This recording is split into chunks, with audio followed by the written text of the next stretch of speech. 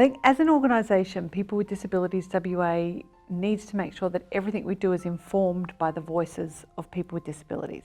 I have a 5-year-old son who has autism spectrum disorder and global developmental delay. So I have high functioning autism spectrum disorder and a few associated disorders that come along with that. So I have attention deficit disorder and some obsessive compulsion disorders.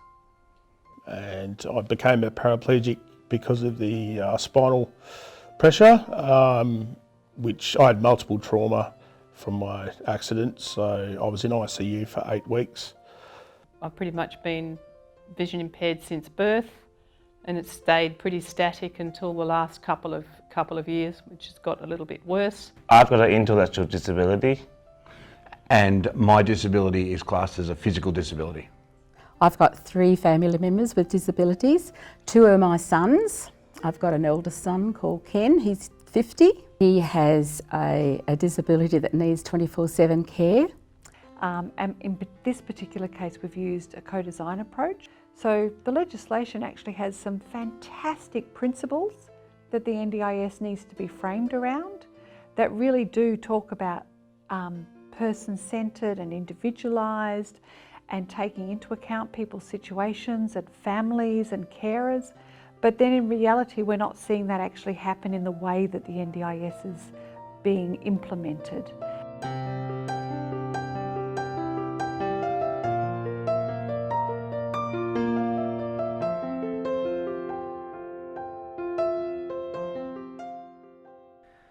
Because it feels like, you know, you have to go in and say, yeah, I have this long-term disability, which apparently I have to prove every 6 to 12 months.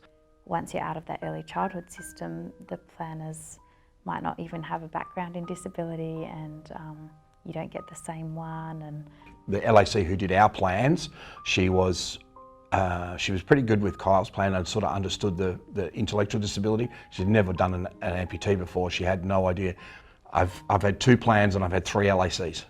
So it's not good in that aspect, because we do have that turnover, and then you have to explain again to someone, because in the space they don't have time to sit down and read all the notes. And it's a really quick process. Their planning process is 2 hours to build a plan that's going to last for 12 months. We went for the planning meeting for when they renew your plan. My OT brought everything. My mum brought stacks of documents like they wanted, and a lot of it was either ignored or not noted down, and they just assumed nothing, and then all my core funding was just cut. You know, I didn't really feel like sort of the documents that I'd supplied had really been used, or there wasn't a lot of requests there for background. You know, like sort of what sort of life was I living?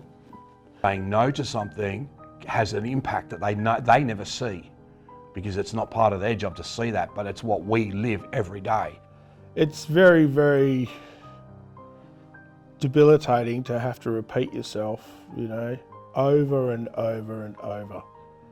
And I don't mind repeating myself, but when you do it for years on end,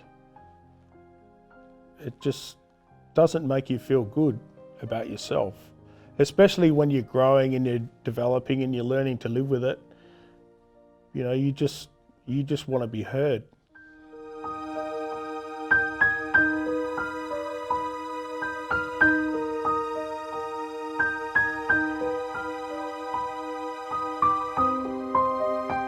Well, I don't think there's any choices in. They just want to know what your day looks like and what you want to do with your day, and you go off and you tell them, and then they want to know what your goals are, so you go off and tell them, and then they just decide how many hours you can have for social interaction or, you know, support. Or sometimes it's difficult to explain what you need or what you mean, or that when you look at your plan, they've interpreted it in a different way, and then the plan's already been implemented. So because they've tell you, oh, you know, I'll ring you up and tell you it's all done, and here it is, and you look at it and you go, well, that's not quite how I envisaged what I told them or what I was suggesting that I needed. It makes me feel frustrated, because I'm going there so then I can get supported, and they're going there just so they can tick me off. I want to be knowing that I'm getting the support and not wait a week to a month and then finally find out I've got my plan approved and it's got nothing of what I want or need.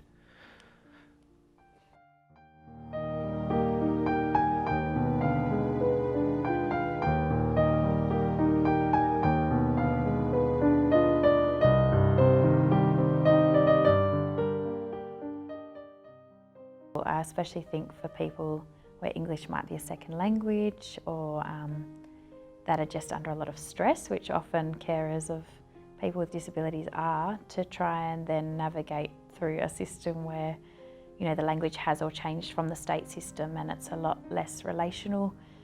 You don't have a local area coordinator walking with you who knows your story, who can advocate for you and help show you where to go. Okay. When I'm working with people from cultural backgrounds, the most common factor that I realized is that huge gap of knowledge and skills.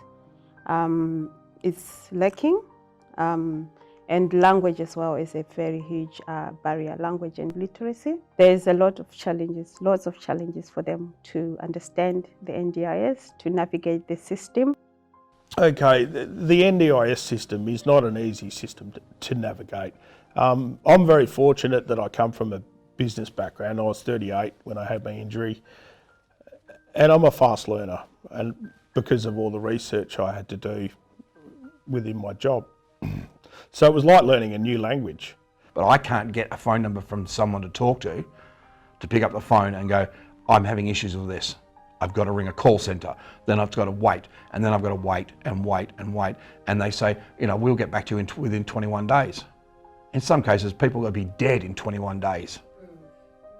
They need to improve some of their communications between the participant when you make phone calls to them, and then the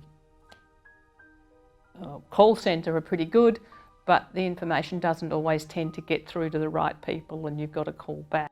Well, this is it, yeah. And we tried to actually ring, because we knew that down at the Midland office, they were the ones that knew what was happening. To actually ring the NDIS and get Victoria, you have to go through the story all over and over and over again, and they still didn't get, because it was so complicated, they still found it very, very difficult to get the whole story.